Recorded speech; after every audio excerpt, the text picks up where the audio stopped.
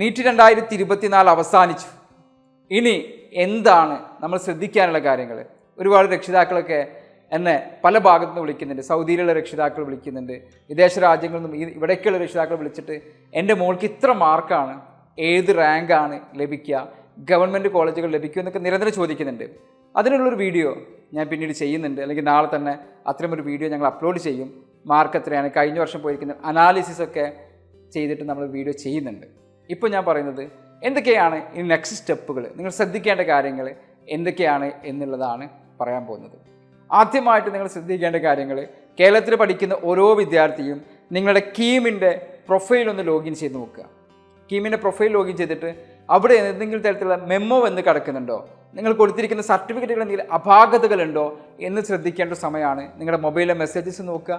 ഇടയ്ക്കിടെ weekly once എങ്കിലും നിങ്ങളുടെ കീമിൻ്റെ പ്രൊഫൈൽ മെമ്മോ യൂസർ ഐ ഡിയും പാസ്വേഡും വെച്ച് ലോഗിൻ ചെയ്ത് ചെക്ക് ചെയ്യണം എന്നുള്ളത് ഞാൻ ആദ്യമെന്ന് റിക്വസ്റ്റ് ഉണ്ട്. കാരണം പല ആളുകൾക്കും എല്ലാ വർഷത്തിലും ഞാൻ റിസർവേഷൻ നഷ്ടപ്പെട്ട കഥകൾ കേൾക്കാറുണ്ട്.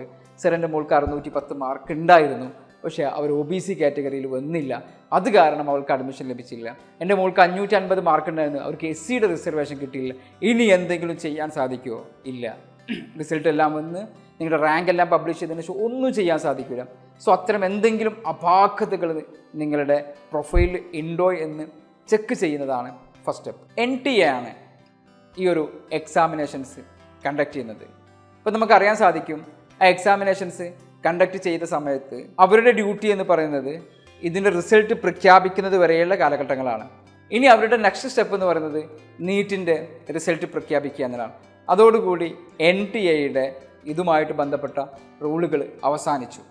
പിന്നീട് എങ്ങനെയാണ് നിങ്ങൾക്ക് അഡ്മിഷൻ ലഭിക്കുക, ആ അഡ്മിഷൻ ലഭിക്കുന്നതിനുള്ള പ്രൊസീജിയേഴ്സ് എന്തൊക്കെയാണെന്നുള്ളതാണ്.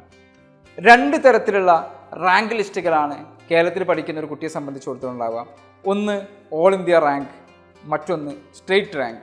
ഓൾ ഇന്ത്യ റാങ്ക് എന്ന് പറയുന്നത് ഇന്ത്യയിലെ എല്ലാ സംസ്ഥാനങ്ങളിലെയും ആകെ വരുന്ന ഗവൺമെൻറ് സീറ്റിൻ്റെ 15% സീറ്റുകളിലേക്കാണ്. അതായത് തമിഴ്നാട്ടിലോ ഉത്തർപ്രദേശിലോ ബീഹാറിലോ കാശ്മീരിലോ രാജസ്ഥാനിലോ എവിടെയും വരുന്ന ഏത് കോളേജുകളിലേക്കും നിങ്ങൾക്ക് അപേക്ഷ സമർപ്പിക്കാം. അതിന് ഓൾ ഇന്ത്യ കൗൺസിൽ വഴിയാണ് നിങ്ങൾക്ക് അപേക്ഷിക്കാൻ സാധിക്കുക.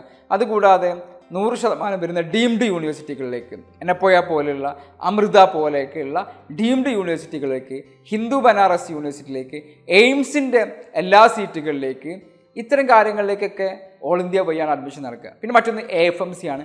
AFMCയിലേക്കുള്ള ഫസ്റ്റ് സ്റ്റെപ്പും ഇതുവഴിയാണ് നടക്കുക.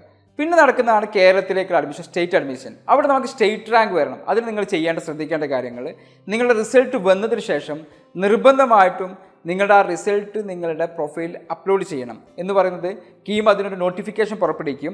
ആ സമയത്ത് നിങ്ങൾ ലോഗിൻ ചെയ്ത് നിങ്ങളുടെ മാർക്കും റാങ്കും സെയിം ആണെന്ന് നിങ്ങൾ പ്രസ് ചെയ്ത് കഴിഞ്ഞാൽ മാത്രമേ നിങ്ങൾക്ക് കേരള റാങ്കിൽ വരുള്ളൂ. അല്ലെങ്കിൽ നിങ്ങൾക്ക് കേരളത്തിൽ എവിടെയും അഡ്മിഷൻ ലഭിക്കില്ല.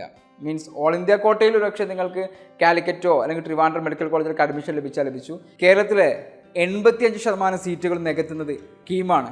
അതുകൊണ്ട് തന്നെ കേരളത്തിൽ അഡ്മിഷൻ ലഭിക്കണമെങ്കിൽ നമ്മൾ ചെയ്തിരിക്കണം എന്നുള്ളത് നിർബന്ധമാണ്. അപ്പോൾ ഇനി കുറേ ടെൻഷൻ അടിക്കല്ല നിങ്ങൾ ചെയ്യേണ്ടത്. നിങ്ങൾ പ്രിപ്പയർ ചെയ്ത് നോക്കുക. നിങ്ങളുടെ മാർക്കിനനുസരിച്ചിട്ട് ഏറെക്കുറെ എത്ര റാങ്കാണ് എനിക്ക് ലഭിക്കാൻ ചാൻസ് ഉള്ളത്, എനിക്ക് ഗവൺമെൻറ് കോളേജിൽ കിട്ടുമോ, കിട്ടില്ല എന്നുണ്ടെങ്കിൽ നിങ്ങൾ ആക്സെപ്റ്റ് ചെയ്യുക.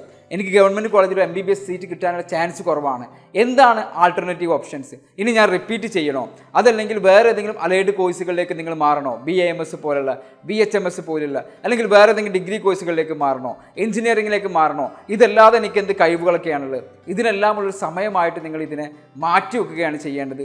വെൽ പ്രിപ്പയർഡ് ആവുക. അപ്പോൾ ഇതുമായിട്ട് ബന്ധപ്പെട്ട സംശയങ്ങളുണ്ടെങ്കിൽ നിങ്ങൾക്ക് ഞങ്ങളോട് വാട്സപ്പിലൂടെ ചോദിക്കാവുന്നതാണ്. വാട്സപ്പ് വഴി മെസ്സേജ് ചെയ്യുക, വിളിക്കുകയല്ല വേണ്ടത്, വാട്സപ്പ് മെസ്സേജ് ചെയ്യുക. ഞങ്ങളുടെ ഒഴിവ് സമയത്ത് ഞങ്ങൾ അതിന് റീപ്ലൈ തരുന്നതാണ്.